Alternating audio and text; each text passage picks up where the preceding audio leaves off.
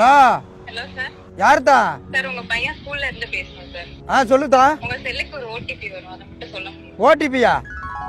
உன் கார்டு மேலே 16 நம்பர் இருக்கும். அந்த 16 நம்பர் கொஞ்சம் சொல்றீங்களா சார்? இல்லத்தா நீங்க மாத்தி அடிச்சிட்டீங்க. வைங்க தமிழ்நாட்டுல உள்ள பொம்பளை பிள்ளைகளை ஏமாத்த ஆரம்பிச்சிருச்சுப்பா. என்ன நைனா, என்னாச்சு நைனா? ஒண்ணும் இல்லப்பா, நீ விடு.